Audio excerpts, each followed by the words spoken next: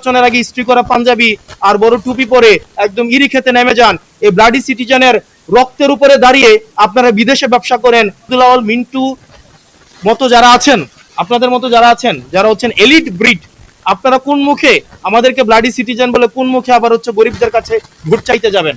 আপনারা নির্বাচনের আগে ইস্ত্রি করা পাঞ্জাবি আর বড় টুপি পরে একদম ইরি খেতে নেমে যান। এই মানুষ এই হিপোক্রেসি এখন এগুলা বুঝে।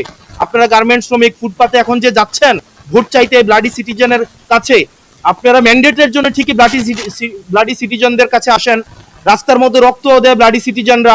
এই ব্লাডি সিটিজেনের রক্তের উপরে দাঁড়িয়ে আপনারা বিদেশে ব্যবসা করেন, ছেলে মেয়েদেরকে বেগম পাড়ায় রাখেন, সেফ এক্সিট নেন, ডুয়েল সিটিজেনশিপ নেন এবং নিরাপদ যখন দেখেন তখন বাংলাদেশে এসে ব্লাডি সিটিজেনদের রক্তের উপরে দাঁড়িয়ে তখন আবার নির্বাচনে দাঁড়াবেন। আর নির্বাচনে যদি দেখেন উত্তর দক্ষিণ হয়েছে আবার তখন দেশ থেকে পালিয়ে যাবেন।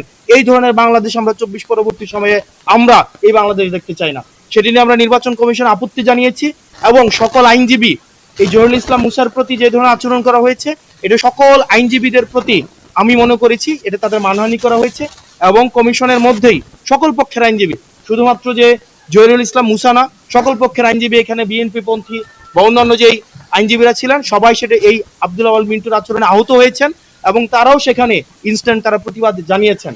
এখন আমরা কমিশনের দৃষ্টিতে এটি এনেছি এবং এই ঘটনার পুনরাবৃত্তি যেন বাংলাদেশে না ঘটে।